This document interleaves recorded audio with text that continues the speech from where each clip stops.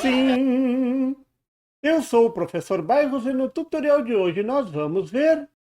Veja como funcionam os protocolos de comunicações UART, I2C e SPI, parte 2, I2C, SPI.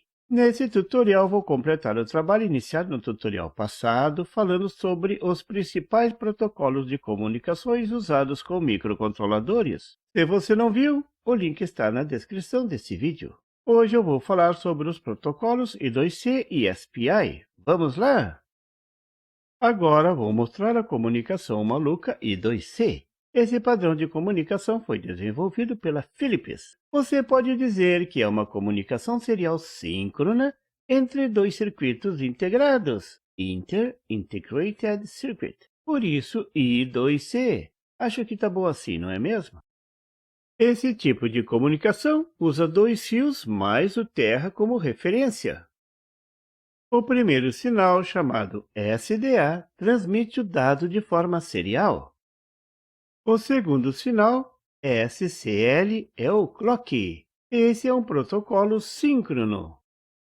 Aqui também precisa configurar o número de bits a serem transmitidos. O comprimento de cada dado com a letrinha no formato ASCII2 é 8 bits, mas o dado contendo endereço pode ter de 7 a 10 bits. Nesse caso, você configura a frequência de clock também.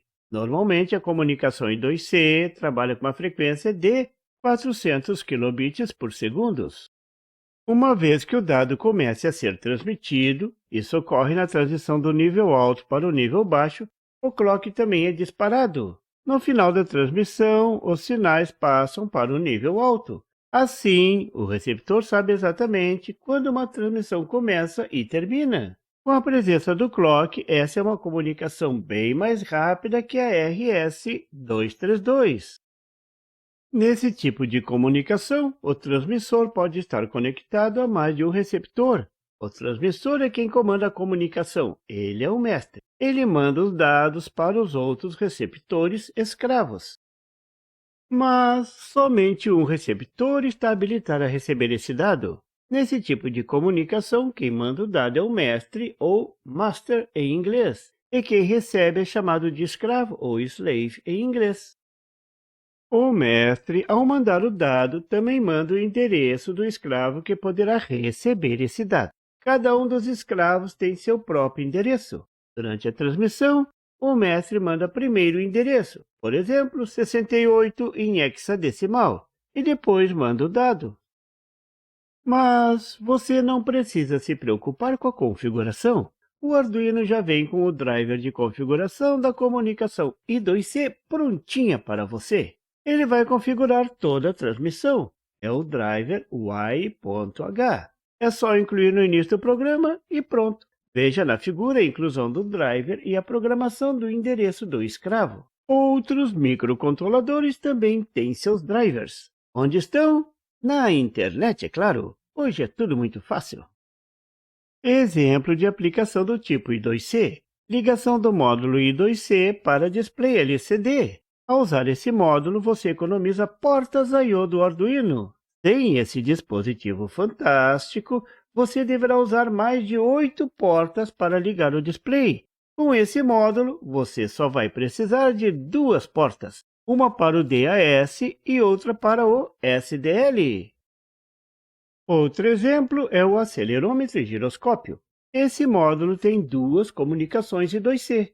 O pino AD0 desconectado define que o endereço I2C do sensor é 68 em hexadecimal. Conecte o pino AD0 ao pino 3,3 volts do Arduino para que o endereço seja alterado para 69 em hexadecimal. Essa mudança permite que você tenha 2 módulos MPU 6050 em um mesmo circuito. Um detalhe importante é que a comunicação do tipo I2C é para pequenas distâncias, distância máxima de 1 metro. Então, ela é usada para comunicação entre circuitos integrados montados na mesma placa do microcontrolador ou bem próximo dela. Para finalizar, vou falar sobre outro protocolo de comunicação serial, o SPI. Nesse tipo de comunicação também existe um sinal de clock.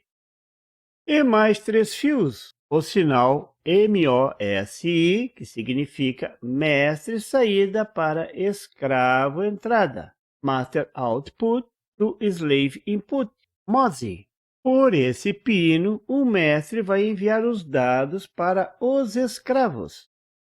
O sinal MISO significa mestre entrada para escravo saída, Master Input to Slave Output, MISO. Por esse pino, os escravos irão responder. E o sinal SS, que significa seleção do escravo, em inglês Slave Select. Algumas vezes aparece como CS, Chip Select. Muito interessante esse pino.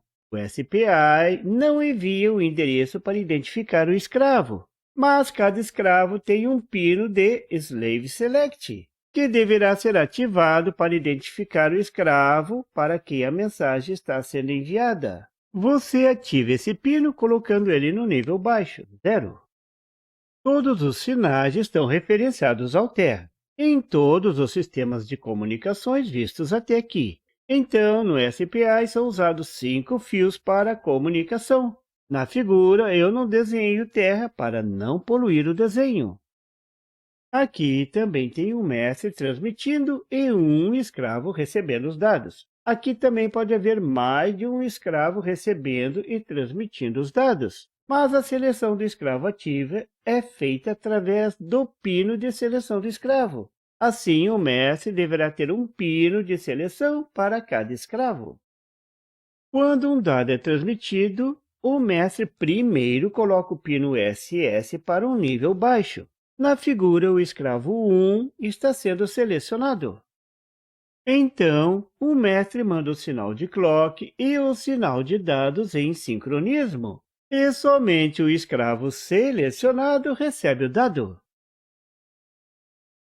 A grande vantagem da comunicação SPI é que os dados podem ser transmitidos nos dois sentidos ao mesmo tempo.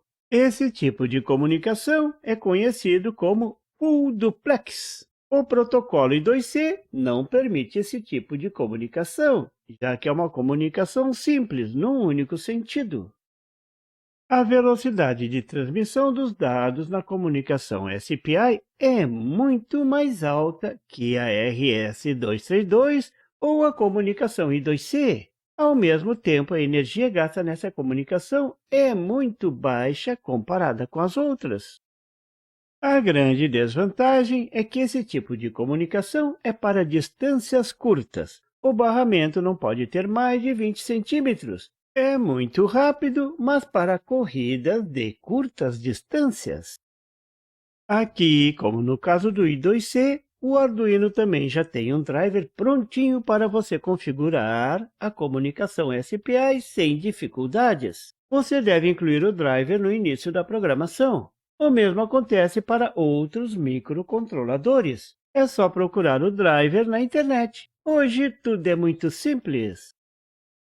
Um exemplo de módulo usando a comunicação SPI é o MAX31856 para leitura de temperatura usando Thermopar. Observe na figura que esse módulo possui uma chave de seletor do escravo. Esse módulo possui 5 pinos para a seleção do escravo. Os pinos estão na placa. Na figura, o módulo está programado para o pino 8, o padrão de fábrica. Isso indica que você pode ligar até 5 módulos no mesmo Arduino. Veja que a porta 8 do Arduino está ligada no SS.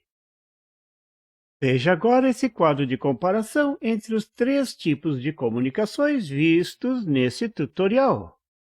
A comunicação ART é do tipo assíncrona. Quando está falando, o outro está escutando. E só pode ser feita entre 2 dispositivos. Usa só 2 fios, velocidade máxima de 20 kbps por segundo e pode ser transmitida até 15 metros. Padrão antigo, mas muito usado ainda hoje em dia. A comunicação I2C é síncrona. Só um fala, mas pode ser feita entre mais de um dispositivo. A seleção é feita via software. usa só 2 fios. Transmissão rápida, 1 megabits por segundo. Distância de até 1 metro, distância curta. Padrão especialmente desenvolvido para a comunicação entre circuitos integrados. A comunicação SPI é síncrona. Full duplex, os dois falam ao mesmo tempo. Usa 3 fios mais o fio de seleção do escravo. Velocidade altíssima, 25 megabits por segundo, mas para distâncias curtas, 20 centímetros. E pronto! Essa é uma visão geral dos protocolos de comunicações mais usados nas aplicações com microcontroladores. Espero que com essas informações você possa instalar os seus módulos com mais propriedade. Em breve, mais detalhes sobre cada um desses protocolos de comunicações. Aguarde! E por favor, se você não é inscrito, se inscreva e marque o sininho para receber as notificações do canal. E não esqueça de deixar aquele like e compartilhar para dar uma força ao canal do Professor Bairros. E não tem site? Tem sim! É www.bairrospd.com. Lá você encontra o PDF e tutoriais sobre esse e outros assuntos da eletrônica. E fique atento ao canal do Professor Bairros para mais tutoriais sobre eletrônica. Até lá!